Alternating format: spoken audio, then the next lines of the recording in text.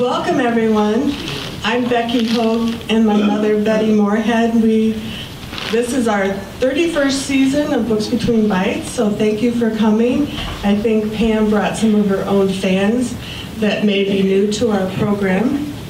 So I wanted, every month, I invite people, if you would like to sign up for our monthly email, and I'll send out an announcement of the upcoming program, and then in the summer announce our lineup for the coming year. There's a clipboard here, and I'll set it back there in the corner, or you can raise your hand when I exit the microphone and I'll find you. This is our second visit by Pam, and I see Valerie's in the audience, and we've had Valerie here, so we get King County represented with the Forest Preserve and St. Charles Park District. And I just learned from Pam Otto, who's been with them 10 years now. I didn't realize that she'd been previously started as a volunteer, our own Red Oak. Well, Batavia kind of claims it. It's on the border, but it's one of our closest nature centers. So anyway, Pam was so great last time, and we knew we had to have her back. And I think Valerie's going to get a call again one of these days, because we know how much you enjoy both of their knowledge of all things of nature.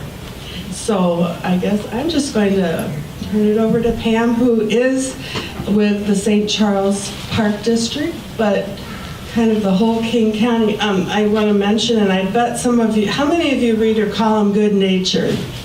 Yeah, I knew it. Bless you. You don't have my mom either.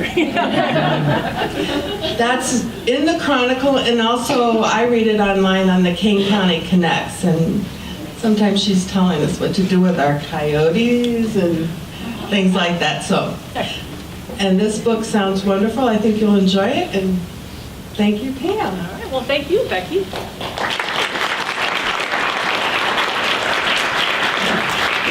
Good afternoon, everyone, and thank you all for coming out. We were just talking about what a busy time of year it is, and how you've got all kinds of, holiday plans, or recovering from holiday parties maybe, but I really appreciate you coming out today.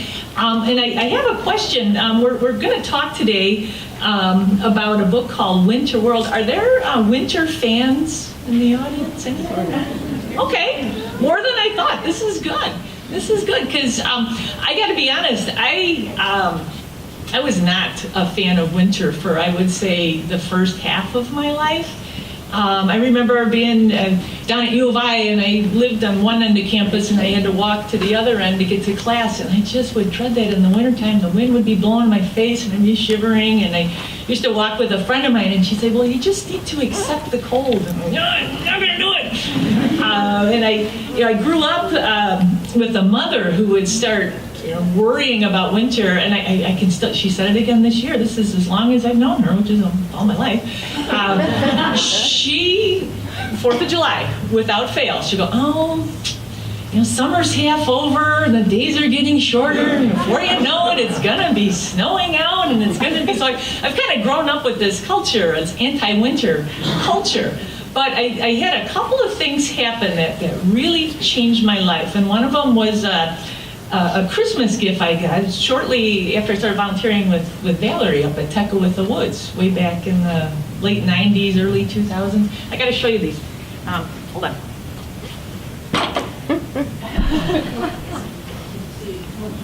Can you see? Flannel lined pants. They are awesome. It's like wearing pajamas, only a little more socially acceptable. I've got to tell you, I've had these pants for probably over 20 years, and I've worn through a lot of the flannel lined blue jeans. I have some flannel lined work pants, and none of them were really acceptable for today. They were just kind of ratty, but these they're still in good shape because they're too light. I get them dirty. I couldn't get out of the house today without getting them dirty. So they're really only for special occasions, but they are wonderful. If you don't have anything flannel lined, I highly recommend it, because it really makes a difference on a day like this. Kind of cuts the wind. Got a big old winter coat. I've got a wool hat. just dressing properly. If you're not a fan of winter, if you can just add some of those layers on, it's going to make all the difference, because there's really, really amazing things out there. And that's what constitutes this book, Winter World. In case you can't see it, it looks like that.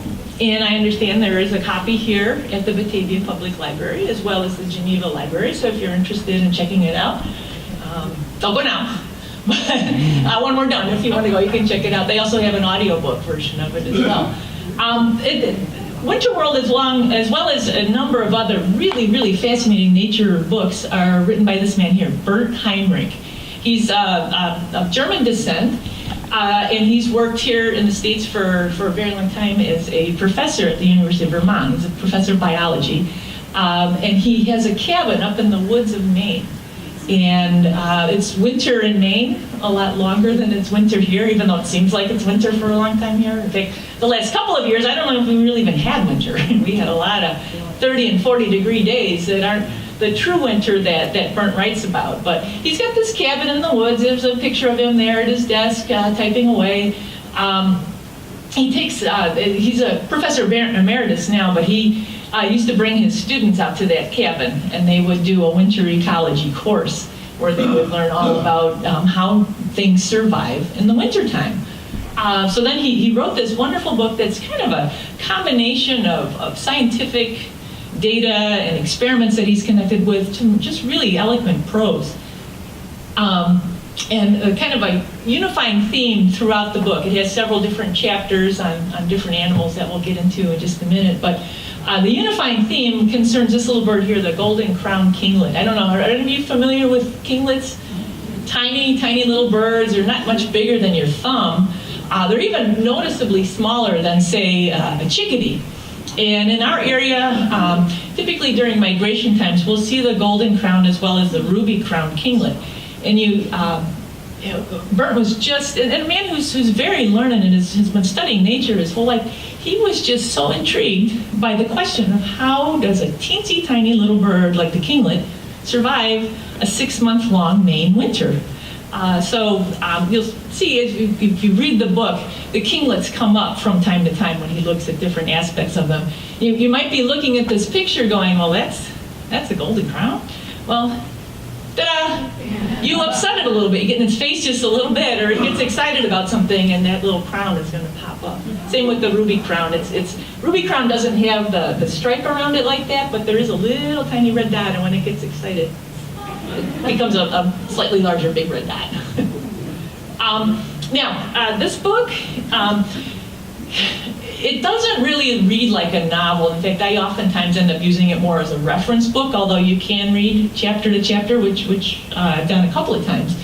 But I wanted to give you some examples of some of Bernd's writing. Now, this one concerns the kinglets. To find out how quickly a fully feathered kinglet loses body heat, I experimentally heated a dead kinglet and measured its cooling rate. My naked plucked kinglet had a 2.5 times more rapid cooling rate than the fully feathered one. So this, like I said, he's a scientist. Due to its small size, a kinglet would also cool approximately 60 times faster than a naked 150-pound pig.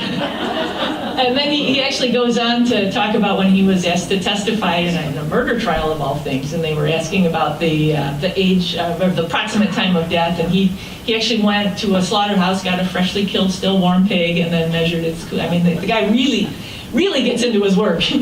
Another example, there's a chapter on flying squirrels, and he says to get a rough idea of whether the flying squirrel's nest indeed affords much insulation, I heated a potato. You can try this at home. To simulate the body of a squirrel, and then I examined its cooling rates.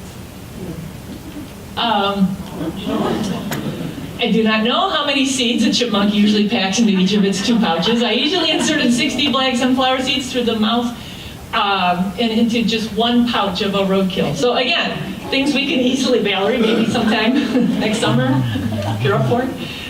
Anyway, there's a lot of, not really data, but examples of how he's really gone beyond just I wonder how that works, into actually trying to figure it out himself. But then, this is accompanied by some just really eloquent prose. Fine feathery snow crystals drift down. There's not a breath of moving air. The sharp, clean smell of this new snow prickles my senses and excites. Within a minute, I stand at the edge of the pond, feeling peace, and just barely hearing the tinkling of snow crystals falling on my jacket. They amplify the stillness. So this book kind of has this interesting combination of weird scientific, thing, usually involving dead stuff, and then this wonderful descriptive prose. I don't know about you, but when I select a book to read, I'm usually put off when the very first chapter is terms and definitions. But it's actually quite useful because words that you might be familiar with, actually, there's a lot of talk in the scientific community about what they really mean. Hibernation, we tend to think of that as animals going to sleep and sleeping through the winter, but it's really involves a whole raft of physiological changes. Body temperature drops. You think, hibernation, it's going to be warm and cozy. It's not. Woodchucks around here are one of our true hibernators, and you just can't get that warm in a burrow underneath the ground. I mean, it's going to be above freezing, which is their goal, but woodchuck, their temperature drops, body temperature will drop down to just a little bit above freezing. Their heart rate drops to about 4 beats per minute. They might only take one breath a minute. There's some very extreme conditions that are involved in a hibernating animal. You read a lot about hibernation in Winter World. Bernd also uses the term torpor. Torpor, just for our purposes today, you can think of it as a little bit less extreme conditions. So it's still a state where the animal is a little bit impaired, the body temperature is dropping, but it's a wonderful way to conserve energy overnight. A lot of birds will drop into torpor overnight just so that they're not, because when you think about it, our bodies are constantly, our metabolic rates are constantly working to keep our body temperature up in the 90s, and some of these creatures, it's even higher than that. Oh, in fact, before we go any further, Bernd, being of European descent, refers to everything in Celsius. And I don't know about you, but running that formula through your head or keeping a calculator next to your book, not that fun. So he's conveniently included a Celsius to Fahrenheit conversion chart in the book, so you can keep referring back to that. I even have a little sticky note that I keep there so I can find it quickly. But he talks a lot about the stress on the animal during the wintertime, and when he's referring to whether it's air temperature, body temperature, he's using the Celsius or centigrade figures. Then there's this other word that comes in some of the chapters on insects. It's called diapause. Diapause is basically how an insect gets through the winter. It might be, a lot of times it's in the egg or the larval stage. There's a few, like we have the morning cloak butterfly here. We have the angle-wing butterflies, the comma and the question mark. They actually go through the winter as adults. It's kind of unusual to think that a butterfly can spend the winter tucked underneath, say, the shaggy bark of a hickory tree, and they come out okay in the springtime. They're usually one of the first noticeable insect or butterflies that we see. Sometimes it's I know. Remember Bailey working with you at Tekawitha Woods, and we'd be out putting the maple sugaring buckets out, and the morning cloaks would be out getting a little drink of that sap too. But diapause is a term that Bernd uses as well in the chapters on insects, and it just means how their metabolic processes shut down for the winter as well. He also talks about a place called the subnivean space. Other times I've seen it referred to as the subnivean space, the layer or the zone, but it's basically a little highway, if you can see, underneath the snow. When you think about the earth and the soil, it's always going to be slightly above freezing. So when the first layers of snow come down, they tend to melt away, and if you're small enough, you can use this area to your advantage. This is one of the illustrations. Burke's books, they don't usually have a lot of flashy color pictures, but he does a lot of his own illustrations. And this was a picture that he drew. Maybe some of you have experienced this. A lot of times it does end up killing the shrub or the tree, but here's some little mousies, and they're eating. This is great food for them. Chewing away on the base of a tree or a shrub. They've got a little nest over here, and they can just run back and forth and back and forth. Up here, minus 30 degrees centigrade.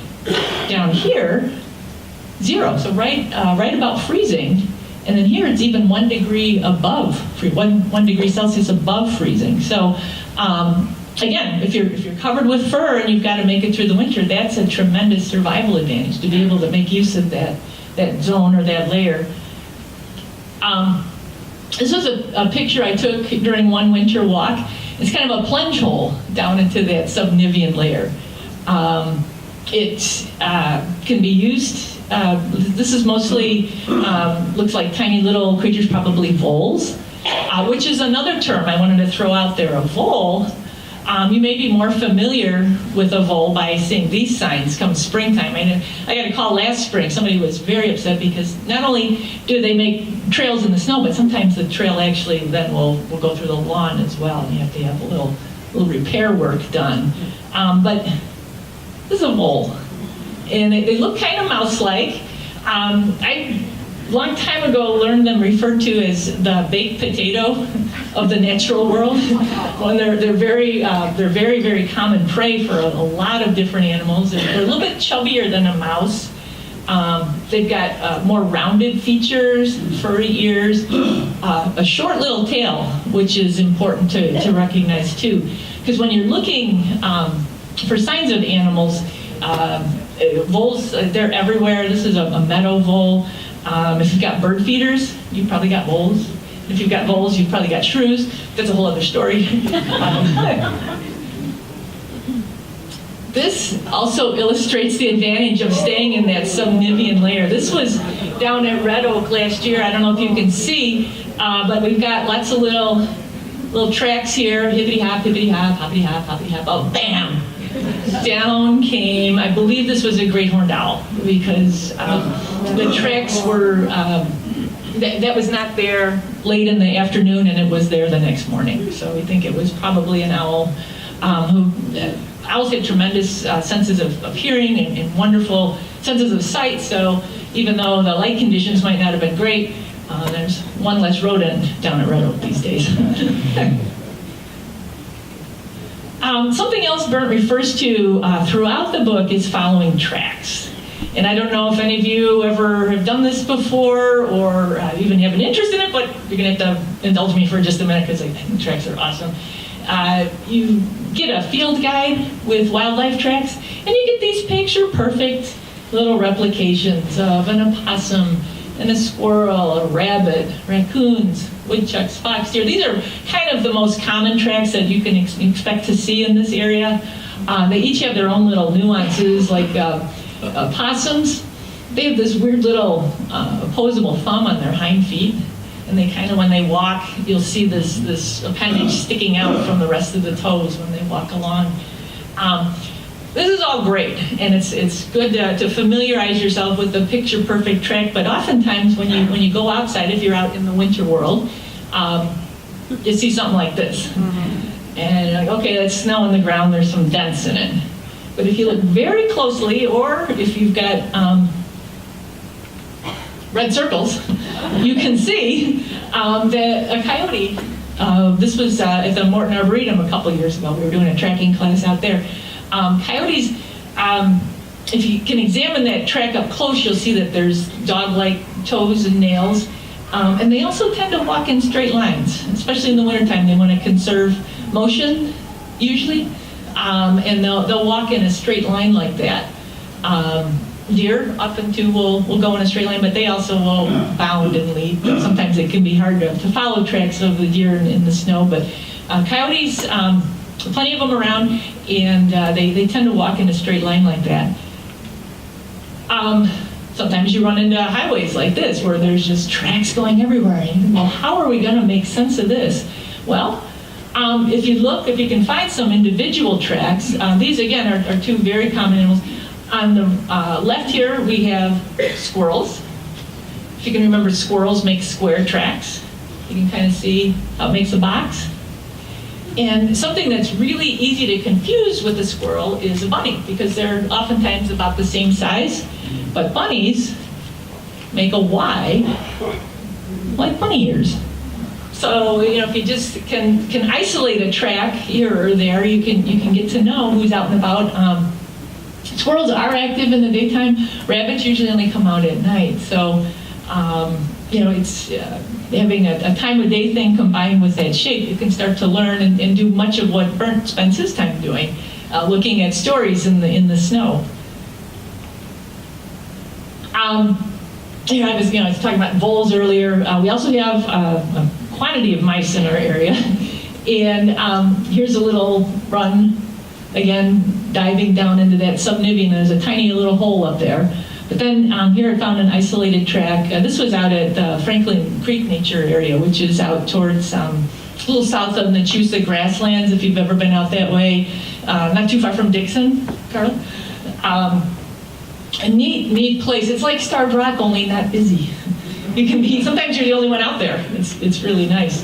But anyway, mice have a very long tail, usually longer than their own body length, and they can't hold it up when they run, so it drags. So if you see small little tracks in the snow, and there's a drag line there, that's the tail of the mouse, and you know you got mice. Now, as I mentioned, the book is full of Bernd's illustrations, and they really are marvelous, but as you saw from that subnivean zone photo that I tried to take, they just didn't reproduce well here, but I thought we'd take just a little bit of time to go over just the wide number of animals that he profiles. This one, and keep in mind too, he's writing about the Maine woods, so not everything lines up, but I tried to focus on those animals that we have here too. This is a long-tailed weasel. And believe it or not, we have a lot of weasels in our area, but they're just so, well, one thing, they're fast, and another thing, they're kind of elusive. And then they also turn white in the winter and are brown in the summer. So this happens to be a long-tailed weasel. We also have least weasels in our area. Bernd has a wonderful passage in his book where he talks about a chipmunk that we don't normally see a lot in the wintertime, but sometimes on warm days they'll come up for a little bit. And he writes, several pages about tracking a weasel that was dragging a dead chipmunk. And it's really, once you start to put the pieces together, you can tell all these stories from what's written in the snow. He writes about the importance of nests and dens. And again, if you're a birder or if you just enjoy watching birds, you know that birds like robins will make a nest to lay their eggs in. But that's pretty much all it's used for by the robin. But so often around here, we'll find robin's nests which have that nice deep cup. We'll later in the winter, we'll find them lined with might be plant material. I have a nest on my desk that's full of that fiber like you stuffed in a pillow, or somebody must have tossed out an old comforter or something, and a mouse gathered it all up and lined the nest with it. Even though the nest isn't being used by its original creator, it does get recycled and used throughout the winter.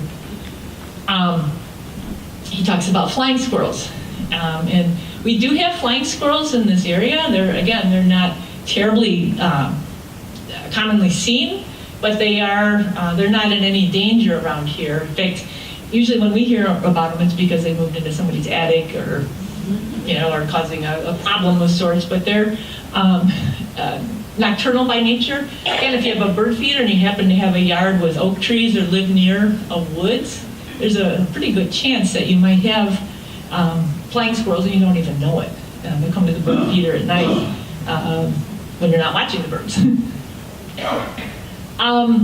This is an example of a woodchuck burrow in the wintertime, and as I mentioned earlier, woodchucks are true hibernators in the sense that they really, their body processes almost shut down for the winter.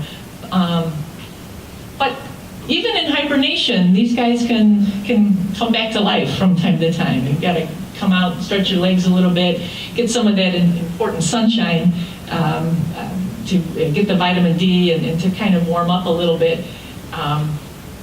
But there's an entire chapter in Berndt's book about nests and burrows and how they play a role in the survival of these animals. Chipmunks as well.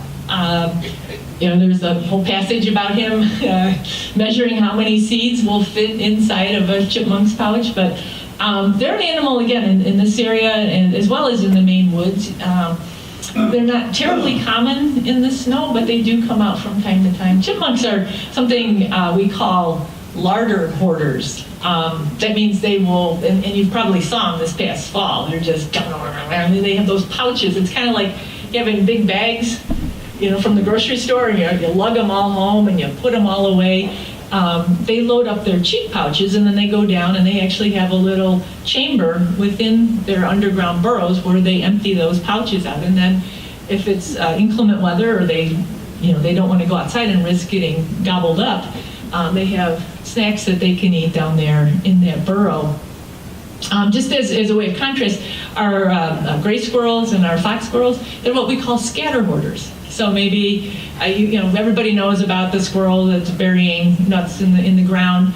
Every year, a squirrel puts a black walnut on the propane can of my outdoor grill. It's just, I don't know, I think that's, and sometimes you'll see nuts. I have a picture of a walnut stored up in a tree. They want to kind of hedge their bets by spreading everything around.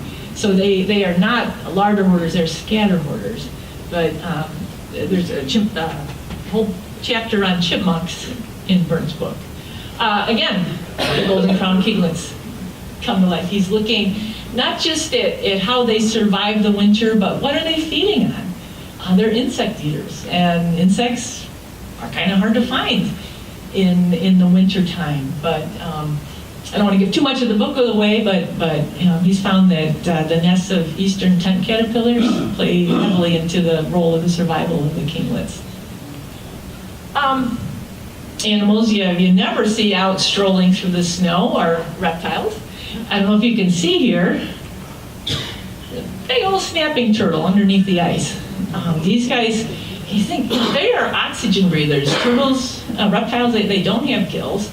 But they are able to survive in very low oxygen environments by diffusing oxygen through their skin. Here's a whole chapter on reptiles under ice, and you can find out how these animals. You think it would be impossible. We're breathing oxygen constantly. They are too in the summertime, but in the wintertime, their body goes through a lot of adaptive changes that help them survive. Beavers. We have a lot of beavers in our area as well, and I know we've got beaver fans and we've got beaver, not so much fans. Again, at the Park District, when we hear about beavers, beaver activity, it's usually someone who's just sunk several $1,000s into their landscaping, and one of our beavers has come and chewed it all down. But they, the common thinking on the beaver is that they will create a food cache in the water, and then they never really have to leave their den. Or in our area, what we have is a lot of burrowing into banks. They'll go, you rarely will see the entrance because they like to have that underground or under the water so that predator can't access that burrow that's full of beavers. And then that way they can swim. They've got that wonderful thick coat that sheds water and insulates. But they do come out from time to time. They're not hibernating. And if the weather conditions are right, they'll come out. Or if the weather conditions aren't so great, then they visit that food cache. I actually was taken a couple of weeks ago by a local teacher to a food cache over on Thurston Creek, practically right underneath Randall Road. So if you can picture Randall going north of St. Charles, there's the bridge just a little bit north of Dean Street before you get to Crane. These beavers, I've never seen this before. They cached corn stalks. There's a field of corn just south of there. and there were these huge ruts where they had just beaver width too, about this wide, back and forth, and there was this big pile of corn stalks in Pearson Creek. But anyway, Bert has a whole chapter on beavers as well as muskrats. Muskrats are also very plentiful in our area, as well as in the Maine woods. They too do not hibernate, but will form food caches for the winter and live. If you're over on Wenmouth Road, just west of here, and you're just south of Batavia, you'll just see muskrat hut after muskrat hut. It's a very, very high population there. And I'll warn you, come spring, it's going to be like muskrat massacre on Wenmouth Road, because that's when the young of this year get kicked out. And they have to learn about things like traffic and trying to cross when the speed limit's 45 miles an hour. So anyway, Bert gets into the winter ecology of both of these very large rodents. He has chapters on insects. If you can't see, that's a woolly bear. I think everybody can recognize those, the woolly bear caterpillars. There's the legends about how you can use a woolly bear to judge what kind of winter we're going to have by what size the bands are. He mentions this, but doesn't go into great detail because they're not active at this time. But does anybody know what the woolly bear turns into? I think this is the icon that we all relate to. Yeah. There we go. Isabella tiger moth. Kind of, I hate to, every creature is remarkable. They all have just truly amazing things about them. But if this is fluttering around your lamp on a summer night, you're probably not going to give it a second look. It's the woolly bear, and Bert writes to some extent on how furry caterpillars like that survive the winter.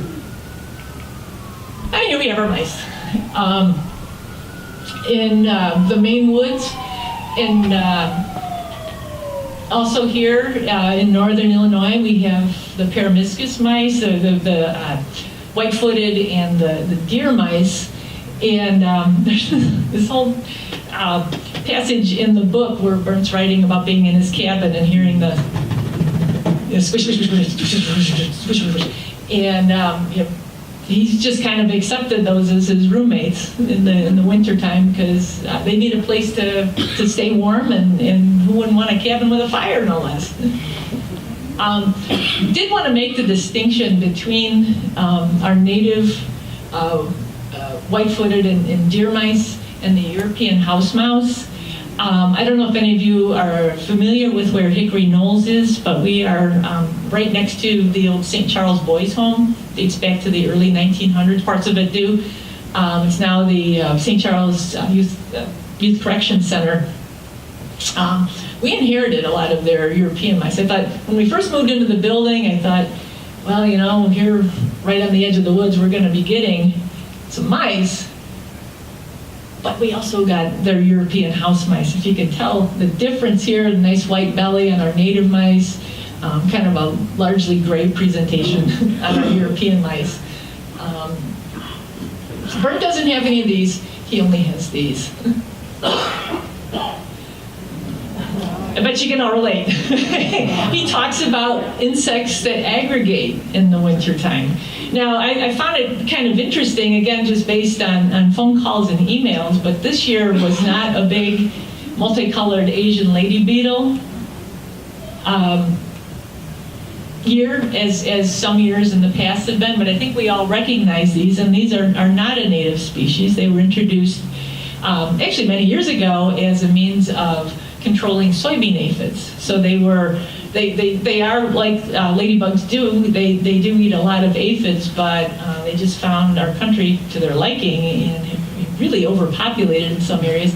Well, in their native lands in Asia, they don't.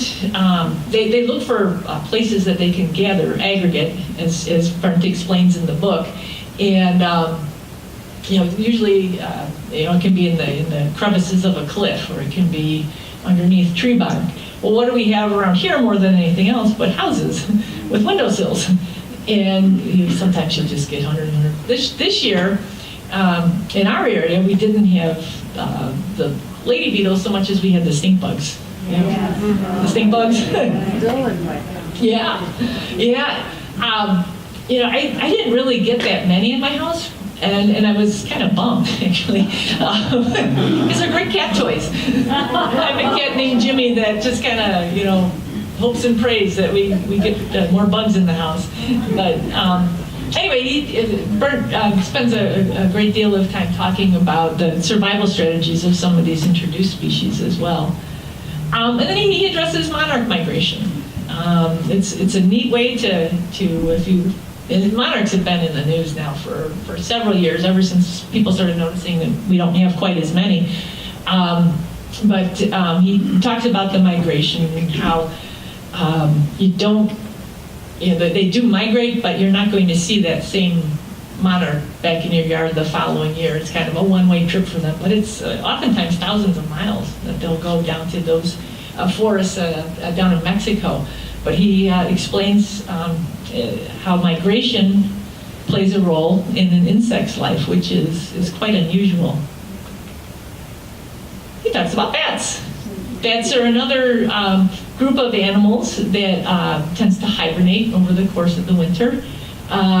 In our area, we've got, bats can be kind of divided into two different groups. There's the colonial bats, which come together in groups.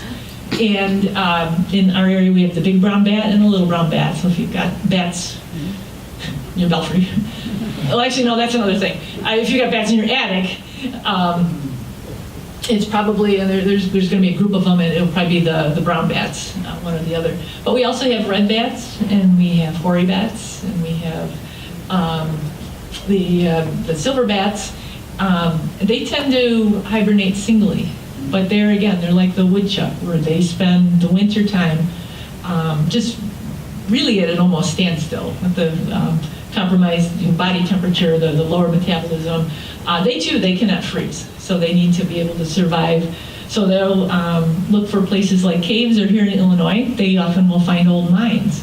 There's a few down around Starved Rock. If you get into southern Illinois, there's quite a few mines down there, which becomes critical habitat for those creatures. Maybe 15, 20 years ago, there was a big push made to restrict human access because it was disturbing the bats in their hibernation. One thing Bernd does not get into, but I just want to put it out there because you'll probably, if you haven't heard about it already, but there's a disease called white nose syndrome. It's a fungal infection that bats are prone to, especially during hibernation.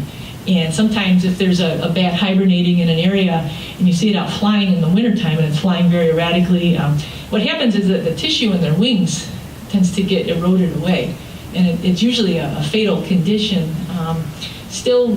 Researchers are still trying to figure out exactly where it came from, but they suspect it's something we dragged in from somewhere, and now it's wreaking havoc in some bat populations.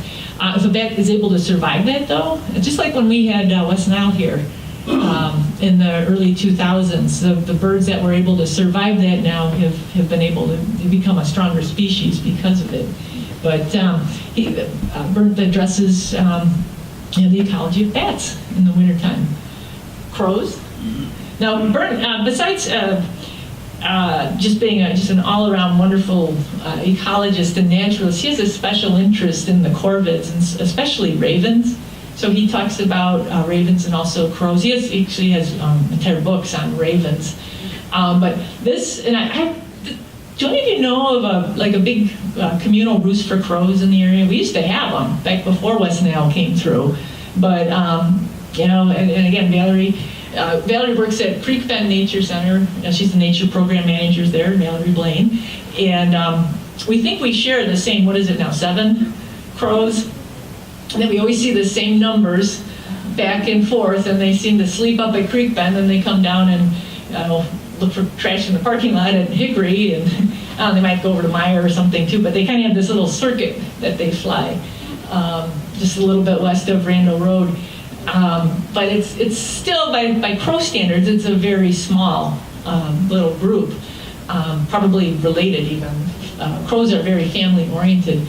But looking at this, you can kind of see how a disease like West Nile, which is not in Bernd's book. Bernd's book was written closer to the turn of the 21st century, and that really hadn't wreaked a lot of havoc in the population. But just imagine, and I always use the analogy of a little kid comes into a classroom, drippy nose, sneezes. Next thing you know, the kid next to him has it. And then it just kind of spreads from kid to kid to kid until the whole classroom is dripping and sneezing. Well, when a crow with West Nile virus flies into that communal roost at night and sneezes and drips, there's a very good chance that flock is going to be diminished by great numbers. And that's exactly what happened back then. Now, West Nile hasn't been quite as prevalent. Again, I think our crow population is healthier because of it. But Bert, in his book, describes all the fascinating relationships and behaviors that go on in what we would call, I guess, a murder of crows. He also talks about black bears. Now, as I said, this is a book that's centered in the woods of Maine, and they have black bears there. Black bears that, and he does talk about hibernation. I know some people make the case that really it's more of a torpor. It's not quite as deep as some of the other animals. But here is the mama bear with a little cub. The cubs are born at that time of year in the den. We don't have black bears in this area. We probably never will have a resident population in the Chicago metro region, but they're showing up. Wisconsin, Michigan, Minnesota, Iowa, Missouri, Southern Illinois even has occasional bear sightings. Well, there was that bear, you remember that bear from a couple of years ago that wandered down from Wisconsin and got down, I think it maybe got as far as Sycamore. I think the people that were kind of following it, everybody was like, there's a bear. There's the bear. Okay, the bear's over here. What's the bear doing? Is the bear going to hurt us? Well, what the bear was doing was kind of bouncing along. I think it was a young, probably male, looking for territory or a mate. Didn't have much luck, so they think it turned around and went back. But it was kind of hopscotching to areas where there were bird feeders, and they could eat the birdseed. Bears will fill up on birdseed and hummingbird nectar. So you have a little dinner, have a little drink, go on to the next farm. I wanted to put those in there. Bert does a very nice job of explaining just what a bear does to get through the winter. And again, they're not going to be here in Batavia, but I would say that you don't have to drive too far anymore to be able to see black bears. And then he talks about honeybees. Honeybees, I tell you, we could do an entire program. There's many, many wonderful books out there on honeybees, but Bert devotes a chapter to honeybee ecology and how they get through the winter. The main job of the honeybees, of course in the summertime, is gathering nectar and pollen and taking care of the young in the hive, and of course making sure the queen survives. So when winter comes, if the queen were to get cold, if her body temperature were to drop, that would spell the end of the hive because they take all their direction from her. She sends out chemical signals and makes sure that everybody's working in an orderly fashion. Well, in the wintertime, they use their bodies. They'll even sacrifice themselves to create friction and keep the center of a hive upwards of 80, 90 degrees so that queen is able to survive the winter. And it doesn't always mean all the workers are going to survive, but that's why they have to store that honey up so they can continue to have that source of sugar and nutrition, and they're able to, it's like when you have a lot of sugar, they just keep vibrating their bodies together to keep that queen warm. He also, and again, I don't know how many of you are eating, so I'm not going to spend a whole lot of time on this, but there's a cardinal rule in any honeybee hive. I'm just going to say it once, you don't poop in the hive. So you think about this. Here's these animals. They're in this hive for day after day, week after week, month after month. They're eating. They got to do something. So on warm winter days, and we see this, we have not just an observation hive at Hickory Knolls, but we also have a beekeeper who has some bees on our property. These will do what's called a cleansing flight. And they go out and they zip around, and you'll see all this stuff. Looks like somebody splashed honey on the snow. And what it is it's honeybees voiding their gut. And then if they're lucky, then they make it back into the hive again. And they'll spend, until springtime then making preparations either for expanding the hive, or if they have to, they'll swarm and go find another cavity to live in. But we do have some, even though honeybees aren't native to this area or to Maine, they're a European species. You'll occasionally run into a bee tree out in a park or forest preserve, and in the summertime they're quite active. But even now, there's a bee tree behind Hickory Knolls, and I'm waiting, A, for some snow, and B, for a warm day so I can see one of these cleansing floods. But just a little, and again, he goes into a lot of detail about how all this works. So throughout the book, there's this, a lot of scientific the terms and definitions that you are introduced to in that first chapter. Again, don't judge the book by that first chapter, because if I've read it over and over and over again, I'm still not sure I understand everything. But if you can get beyond that, he just has this wonderful way with words. Again, the kinglets form the last chapter of the book, and I don't want to give the secret away, but Bernd does feel as though he's found the way that. Do you guys want to hear it? Yeah. All right. In case you don't make it all the way to the end of the book and you get bogged down in dead chipmunks and naked kinglets and stuff. But it makes total sense. He actually spent a lot of his research time following kinglets around, and he read a paper by another scientist who said that he had observed golden crown kinglets flying into a squirrel's nest. So Bernd spent a considerable amount of time going into the woods and following kinglets at dusk to see if he could find a squirrel's nest that they were using. Because when you think about the squirrel, the big leafy structures, they don't look like much, but they are wonderful insulators. There's a lot of air in between those leaves, and squirrel can go inside and conserve body heat, be protected from the wind, be protected from the elements. Well, Bernd's walking around his woods, around his cabin in Maine, and he's looking at squirrel nests. And he'd watch them until dark, and he could hear golden crown kinglets in the area flitting around. They have a little sound they make, and he'd hear the kinglets in the area, but they were not going into the squirrel nests. So he wrote the researcher, and he's like, okay, I've been watching these guys for a while now, and I haven't seen anything. What? And the researcher actually said, well, I think it went into the squirrel's nest. I'm not really sure. So he's like, oh, you're kidding me. So he actually had his winter ecology students come out with him, and they kind of split up, and they were watching the kinglets in different groups. And what they found is that there's actually several strategies that they're used. One is huddling together, and they can conserve kind of huddling, or we would call it cuddling, but they kind of come together, and they can help share the body heat. They've got their downy feathers underneath that they'll fluff up their top feathers a little bit, and they'll get real close together, and they'll huddle together. They also will use They'll also use the undersides of branches.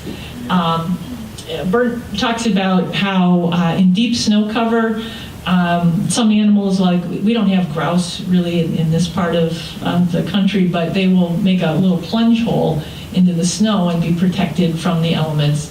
That's great, unless you get an ice storm or you have some melting accompanied by some refreezing. Then if you're in a plunge hole and the snow kind of blows over and freezes and forms a crust, that could actually become your prison and the place you die, because you can't make it out through that heavy crust. So Bert's thinking, well, if a kinglet were to make a plunge hole down into the snow, what would happen? And they're so tiny. Again, they weigh about 2 pennies. They're very, very small birds.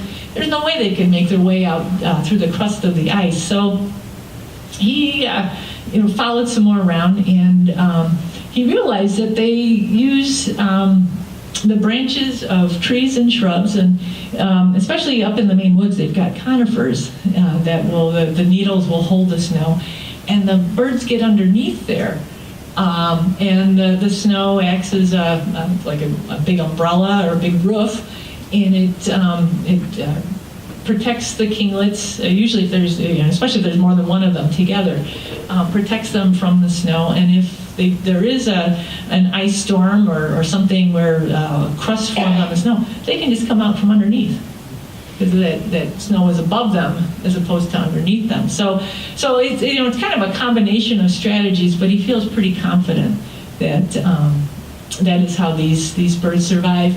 And again, I just wanted to share one more very wonderfully written passage. I'm gladdened to know that a population of these wraiths of the forest thrives. When I'm in the warmth of my cabin and hear gusts of wind outside that moan through the woods and shake the cabin on wintry nights, I will continue to marvel at and wonder at how these little feather puffs are faring. They defy the odds and the laws of physics and prove that the fabulous is possible. Take that with you when you go out for a walk in the woods. Now, I know we've talked a lot about winter. Some of you even admitted to being fans of winter. But I did just want to close with this one note. If even after all of this, if it's not enough to test or entice you into taking a walk in the woods, Bern has also written Summer World. And it's here at the Batavia Library, as well as at St. Charles, and there's an audio version as well. So I'll leave you with that and open it up for any questions. Oftentimes we'll have people with a question. It could be a story too, but if you've had any encounters, you have anything you're curious about, we'd love to entertain any questions that you might have. What Yes, about the red fox? What about the red fox? Yes, they are present in this area, but I'm a little cautiously pessimistic about how they're doing. A few years ago, they seemed to be doing quite well. We'd see them frequently. In fact, there was even one at Potawatomi that lived on the golf course and got kind of a reputation for chasing golf balls. So but they won. They're under a lot of pressure from the coyote population in the area. When a coyote moves into a territory, in fact, they're going to be entering their breeding season, and coyotes will be, as will the foxes, in late winter. And a coyote doesn't want any competition, and to them, competition is anything dog-like. So it can be a fox that they have been known to kill foxes and not eat them or anything. Just send a message to the rest of the foxes.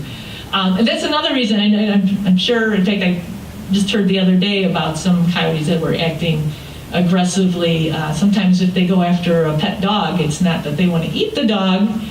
They just want to make sure they get rid of that competition because it is a dog-like animal. But yeah, foxes.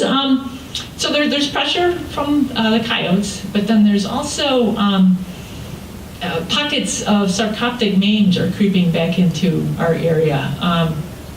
In fact, I live kind of right in central St. Charles, and we had a pretty healthy coyote population until about maybe going on 2 years ago now. And I don't see any. I can't say they're all gone, but the ones I have seen look pretty literally mangy because they've got this horrible mite infection, and it causes the fur to come out, and the skin gets all leathery, and they need that fur to survive in the winter. So our fox population here, the red fox population in northeastern Illinois, was hard hit by sarcoptic mange back in the 80s and 90s, and it took them a good 20 or so years to recover. And now I don't know what to predict for the future. We still see them occasionally, but I would say they're not quite as locally common. Is how if there's a neighborhood where they've got secure housing, if you want to call it that, if they in a lot of times in a neighborhood, it's underneath a deck, it's underneath a woodshed, or a shed in the backyard. But they seem to be trying to hang on, but I don't know what the future holds. Does that answer your question? All right. So you had a question behind her?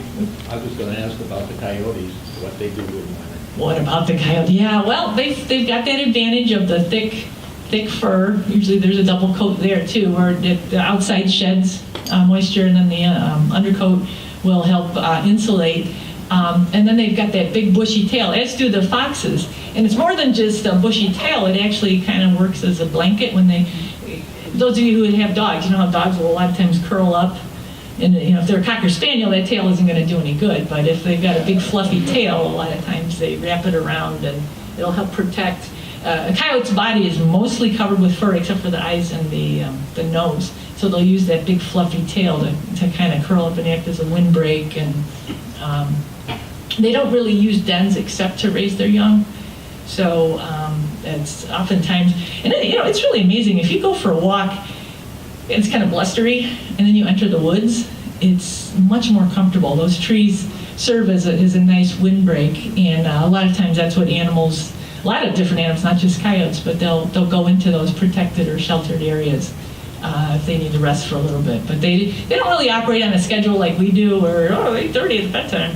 They kind of might shift, sleep in shifts, but that's how they'll make it through the winter. And I'm certain we'll probably be hearing about pet attacks again, because again we do have a large population in this area, and dogs they look at as competition. So, yeah. When did the coyotes come to this area? But it seems like there were scattered reports starting about the same time as the foxes were suffering from mange back in the 80s. They've always been part of the Illinois ecology, Really? but I think we've created this perfect habitat for them here. There's plentiful food.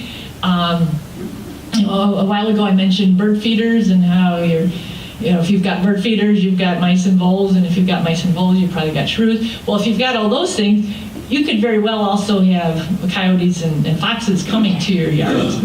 There's free food, and the more we do to amuse and entertain ourselves with bird feeders and garbage night. That's about the only time I see animals in my neighborhood now is on trash night. And granted, now the disposal company we have in St. Charles, most people are using those toters now with lids, but you still have folks setting out bags. And that's an invitation for something with claws to come along and open it up. So, coyotes have always been present. It's really been since this area it's kind of a, seems a little bit ironic, but as people have populated an area, they follow because they can take advantage of what we leave behind. Yeah, Trish? How typical is the kinglet behavior for overwintering of other bird species? I think it's probably pretty indicative of how birds that stay in this area now. Chickadees are another smaller. They're larger than a kinglet, but they're still a small bird.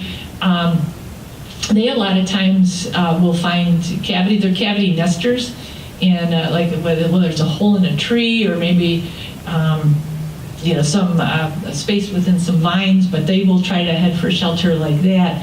I was over at Fabian. In fact, I don't know if those of you read the column today. We're talking about pileated woodpeckers. I was over at Fabian, the east side of Fabian on the other side of 25.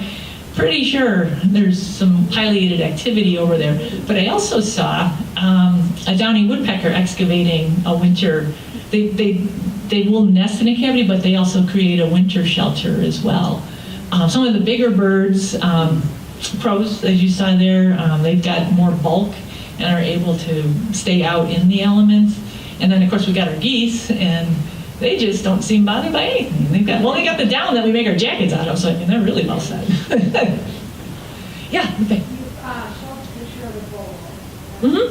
You mentioned, are they black and what is? Oh, shrews, yeah, shrews are, voles are rounded and chunky and shaped like a potato. Shrews are all pointy. We've got the northern short-tailed shrew is our biggest shrew, and its body is about the size of a mouse. It is very dark gray, and it's got a really short tail. And almost can't see the eyes. They really don't see well at all. They're actually closely related to mole, and that's, sometimes we use the terms mole and vole interchangeably, but voles are herbivores, they're rodents, shaped like a potato. Moles are insectivores, as are shrews. They both eat animal proteins. I had another, thing that happened in my yard, a fox that found a sort of chickens and. Oh, boy. Across the street in the neighbor's house. Fox was carrying the chicken, and the fox was getting buried under the maple tree in my yard.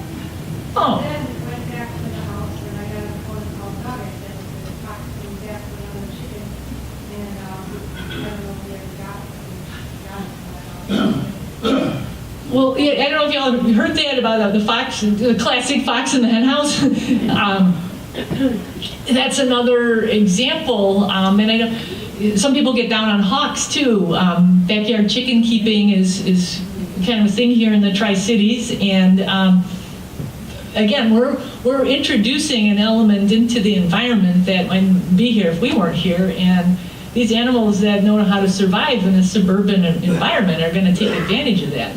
And, So the hockey, that squirrel, oh yeah, yeah. Well, and now in this area, the red tails are probably the ones most likely to grab a squirrel, whereas the Cooper's hawks. I really do believe that Cooper's hawks have benefited again from backyard bird feeding, because Cooper's hawks, they're a little bit more aerodynamic. They often will capture birds in flight. And when you're feeding songbirds in your backyard, I always look at it as you've kind of graduated and truly succeeded if you can have the hawks there too. But then again, we've got people like, I'll bring up my mom again. She called me, couldn't believe this, my own mother. How do I get rid of these hawks? You got bird feeders in your yard. You're going, but I'm not feeding the hawks, I'm feeding the birds. But yes, yeah, red tails and squirrels go very well together, especially in wintertime. Yes, sir? Any wolves in the area? Oh, golly. And again, back when I was volunteering at Tecawitha 20 years ago, couldn't be, never will happen. But the growth of the populations in Wisconsin, actually for us it's mainly the Wisconsin wolves, they do come through here from time to time. We don't have any active packs or anything, but there's now in the last, say, 5 to 10 years, there's been several documentations. And the state and the biologists who really are tracking these things tend to really want to have some kind of DNA evidence, whether it's hair, fur, an actual body. And much of the documentation now consists of roadkill wolves that have been coming through. Usually they come down from Wisconsin and then they're trying to get over to Indiana or into Iowa. And I know there was one hit in Kendall County not too very long ago. Cougars, I don't know if anybody's going to ask about cougars, but yes, they do appear from time to time, get very elusive. They're not common. They're not even, they would never, I don't think, be able to create a breeding population in this area, but there's been some very reliable evidence in the form of photographs. And I had a gentleman call me back in October, and doggone, I think he saw a cougar out west on Campton Hills Road. It was very cat-like. It was bounding, disappeared into the corn. It was right at dawn. Again, dusk and dawn are very active times for wildlife. And he was telling me he thought he saw a bobcat, and then I said, well, how big was it? He said, well, it's about the size of it was a big dog, like a Great Dane. I'm like, oh, that's not a bobcat. So I don't know. It was far west, and kind of unpopulated area. Kim, your neighborhood. And so yeah, cougars are another thing that we used to say couldn't happen, but we can't say that anymore. Do you have any wild turkeys around here?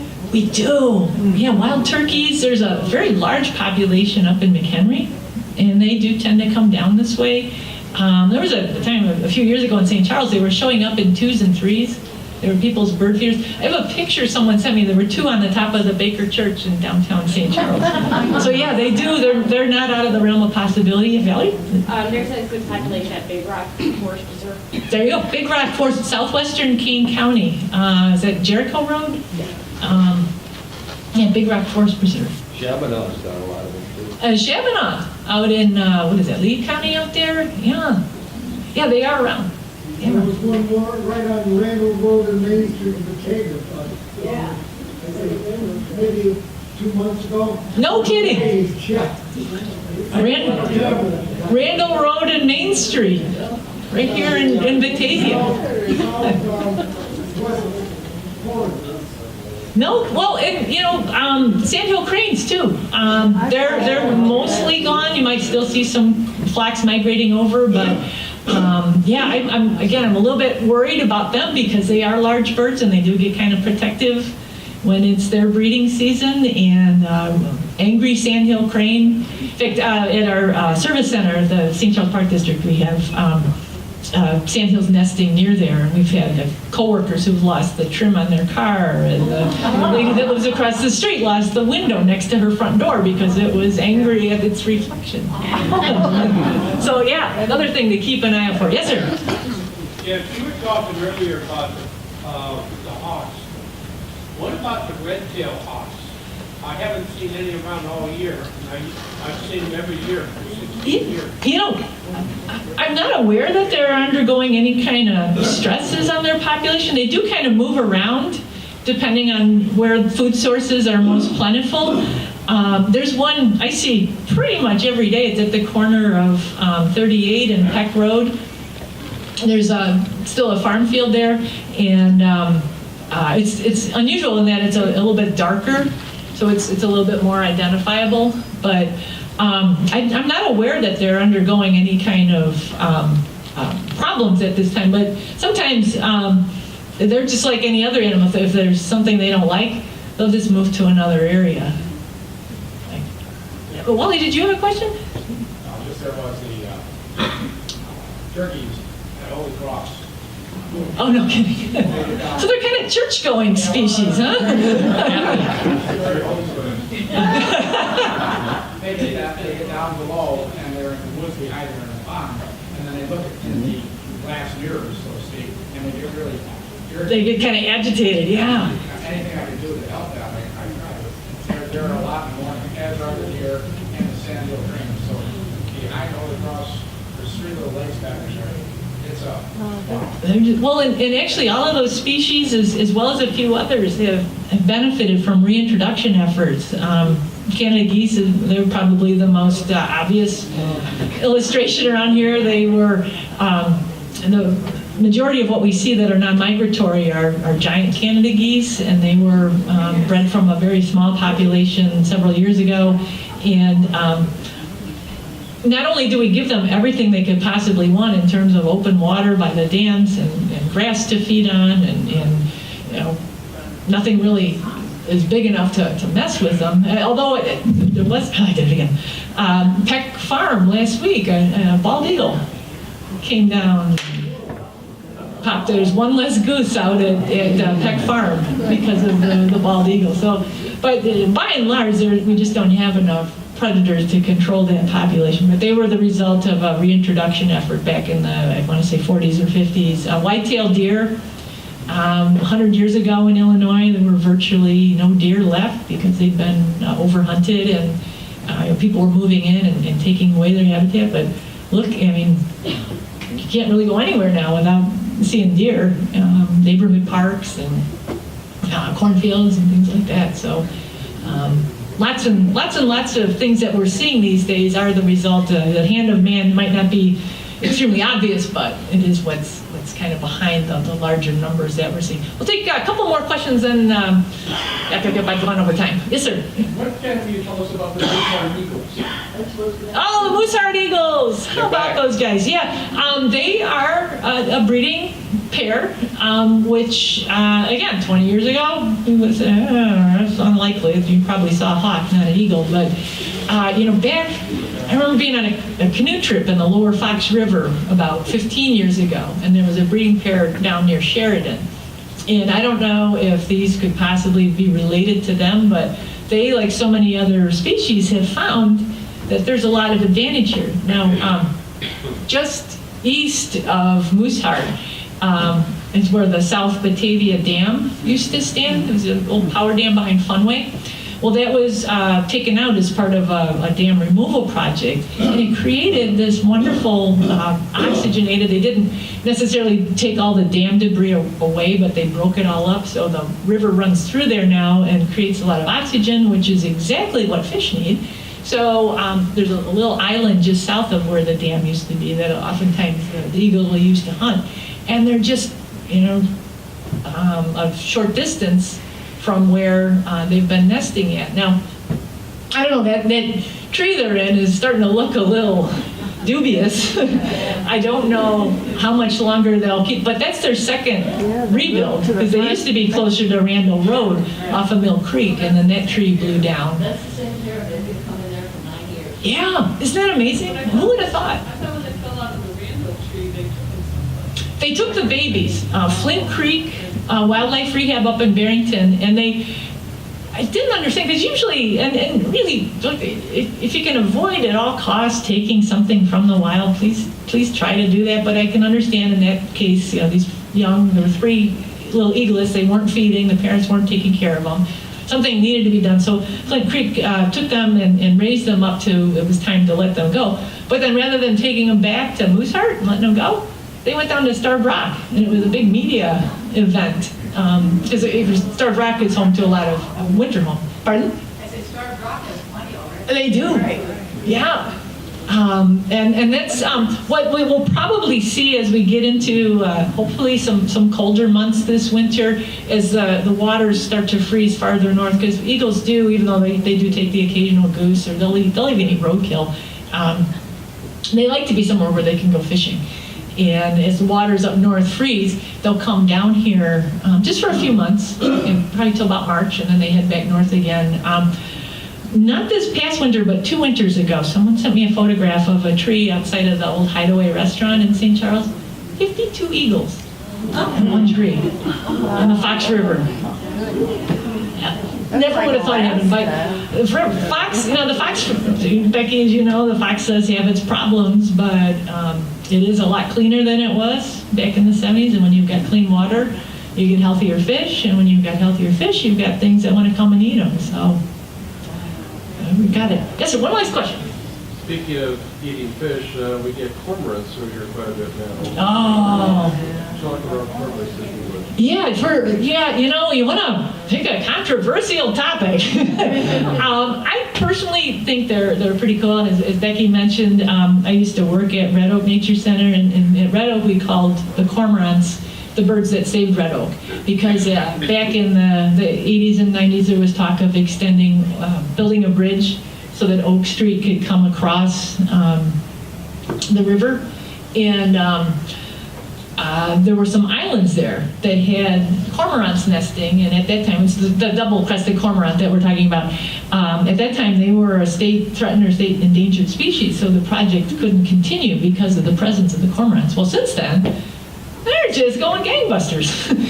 Again, they're fish eaters. They're a very primitive bird. If you ever have a chance to look at them, especially this spring and the breeding season, they are just, well, they're black. But, up here they've got this orange, and they've got these bright turquoise eyes, and they're just absolutely gorgeous birds. But they also, they tend to nest communally, so they'll have a whole bunch of cormorant nests in one area.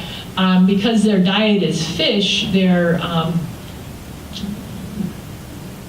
droppings, let's call them droppings, are very acidic, so it tends to kill the vegetation underneath. And for that reason, there's a lot of landowners who aren't that fond of them. They've been kind of unfairly blamed for destroying fish populations, but they just don't eat that many. There's a lot of other factors that have an impact on healthy fish populations, but we do in the warmer months have a good number of double-crested cormorants in there. Again, we've got the river running through our towns, but then we've also got retention ponds. And out by where I work at Hickory Knolls, there's 3 of the 4 corners. There's 3 of them that have retention ponds, and the cormorants will come and fish there. They're over at the courthouse retention pond, the county complex there at Peck and 38. Batavia, even when that tree had to come down, the tree over there across from City Hall on the river, they built them a roost to come back to. And I don't know if you got to look. I don't know if you I'd like to walk in that area. That tree was a mess. And not only was it, in danger of blowing over and taking down power lines, but it was also covered with